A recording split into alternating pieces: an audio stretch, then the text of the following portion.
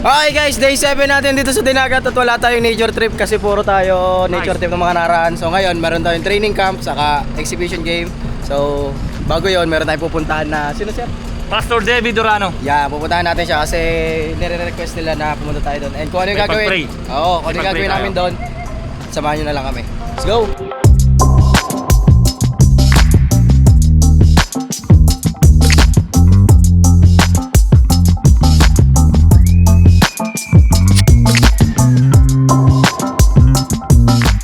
Salamat po, Panginoon, sa mga oras na ito. Salamat po sa mga biyayang aming pagsasaluhan, Lord God. Maging kalakasan po namin ito, Panginoon, patuloy na magamit sa paglago ng aming physical and even sa aming spiritual. And Lord, i-bless niyo po lahat ng nag-prepare nito, Panginoon. Lahat ng naghanda nito at naging daluyan ng mga pagkain na ito, Panginoon. Patuloy niyo po silang pagpalain. Salamat po, in Jesus' name we pray. Amen.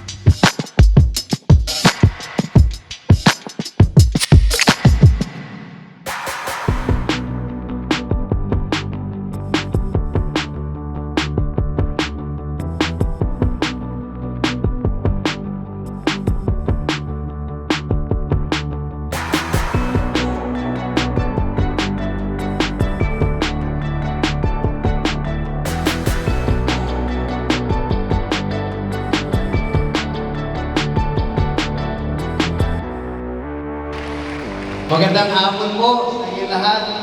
Pero bago po tayo mag-umpisa, tayo po ay manalangin muna. Kuya Ron, lead po natin sa prayer.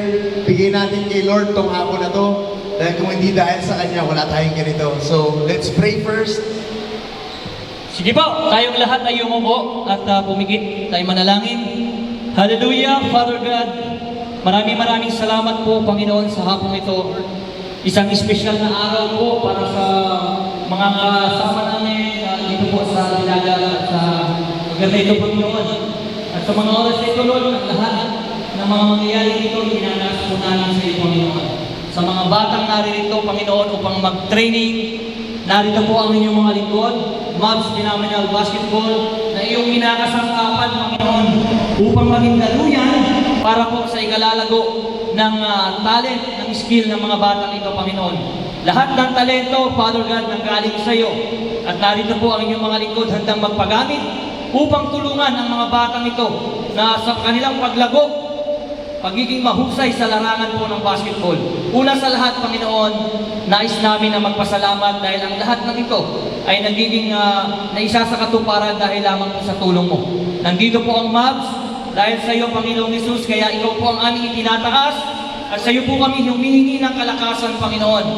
Muli, itinataas namin sa iyo ang gawain ito. Ito po ang aming dalangin. Sa ngalan ng Ama, ng Anak, at ng Espiritu Santo, ang lahat ay magsabi ng Amen! Okay, so mag-start na po tayo ng while. And kami po talaga umiikot, different places. Yung basketball, pangalawa lang po yun. Ang main priority namin is maikalat yung gospel. The good news of God sa buhay natin kasi na-experience po namin yun. So mamaya pong gabi, may game po kami. Ini-invite po namin kayo dun sa game. And enjoyin po natin itong araw na binigay sa atin ni Lord. And para sa mga bata, focus tayo sa ensayo. And lahat na matututunan niyo sa coaches nyo, ilagay sa puso at sa isip nyo. Coaches, start na tayo. Punta tayo dun sa gitna. Gitna tayo. Hapon sa iyo. Okay. Una-una sa lahat, gusto ko lang ito sabihin sa inyo, makinig kayo mabuti na. Una-una sa lahat, na-try na bakit kami umiikot sa buong Pilipinas.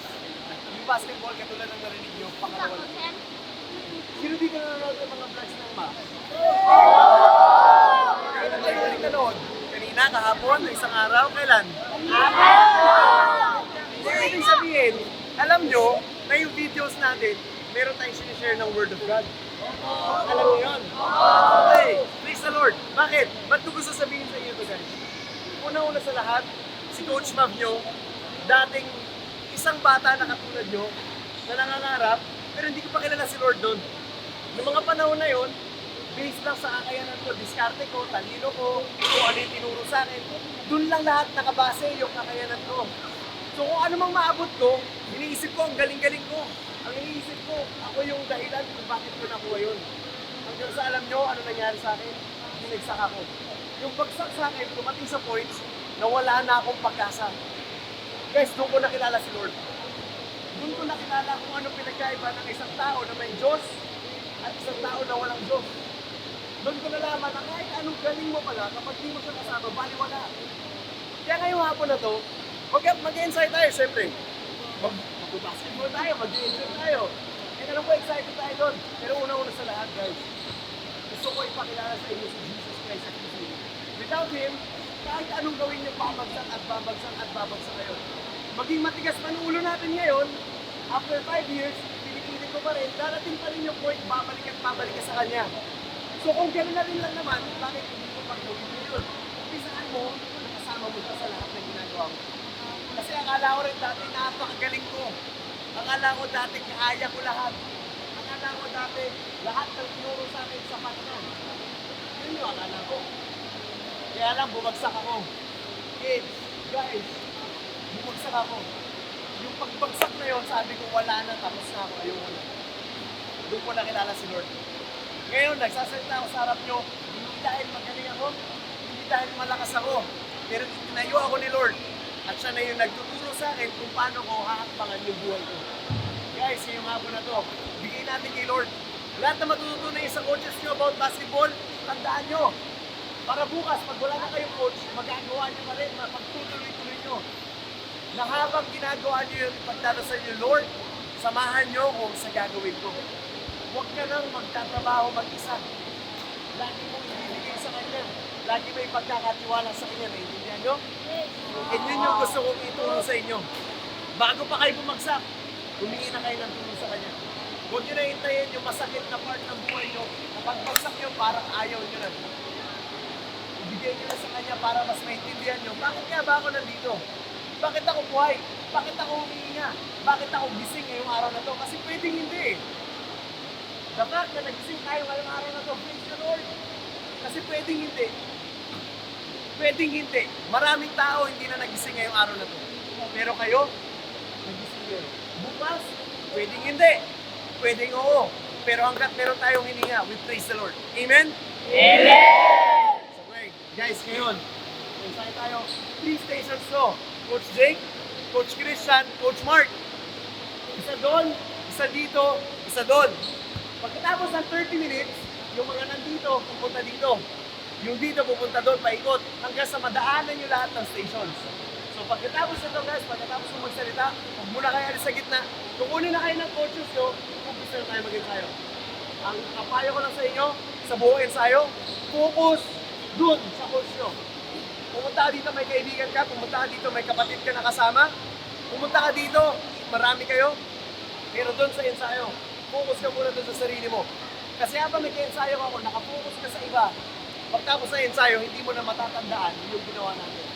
Bukas, pag wala na nagtuturo sa inyo, hindi mo na maalala anong pwede mo pang gawin.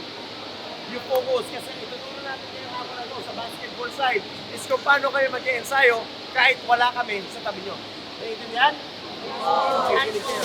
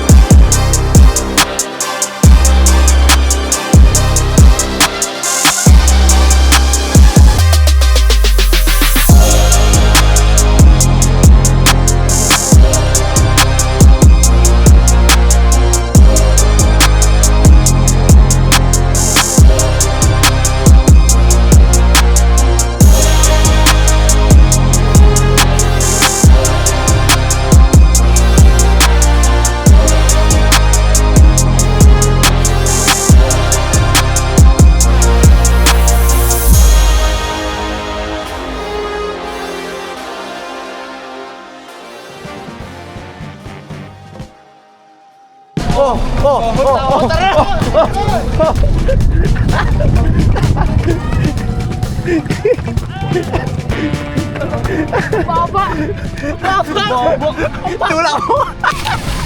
Ang baba. Lagpas. Lagpas tayo! Kaya pala may tumo, lagpas tayo! Wala! Aray ko! Saan? Saan? Doon daw! Tayo sa beach! Una na kami. Sa beach daw tayo! Una na kami. Lagpas tayo pala to! masakit na lagpas tayo na! Akala niya lagpas tao. Kaso lang ano? Lagpas tayo! Alam mo, Hindi, doon. Magmotor ka na. Pala, coach! Magmotor ka na. Doon tayo sa likod ng alamis. Yun. Lalangoy talaga kami doon. Maliligo tayo doon. Masarap na tubig yun. Let's go! Tapos ang camp, dagat muna tayo. Tara. Okay po, thank you po. Ilang warm up po. Tara po.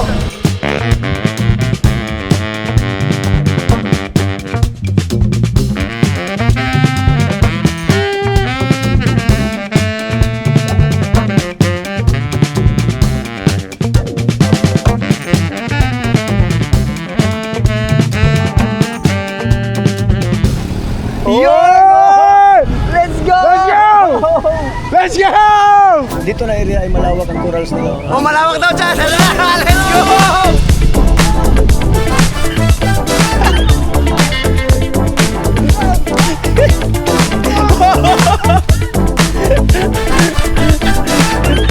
may just ka ba? Bin, backflipan mo na!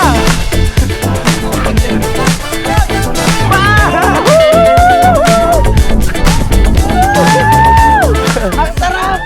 Mabuhay pagkasama natin si Lord! Amen!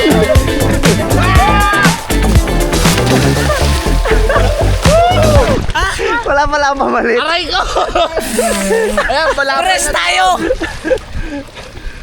Eh, ano naman?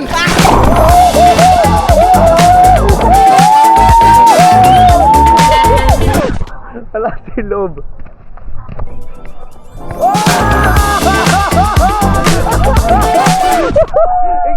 Ikaw.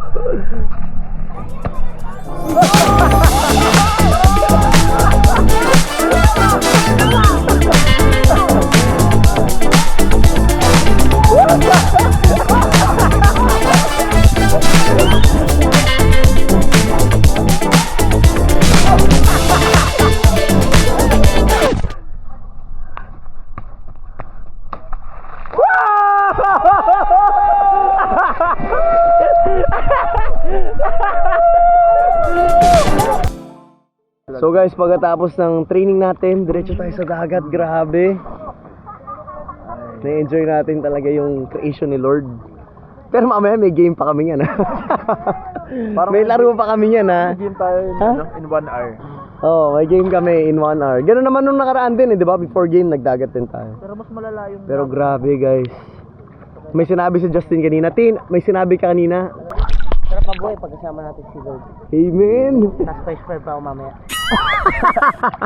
Paano kung hindi ka first five? Hindi na tayo magagawa. First to port ka. Eh! First to port!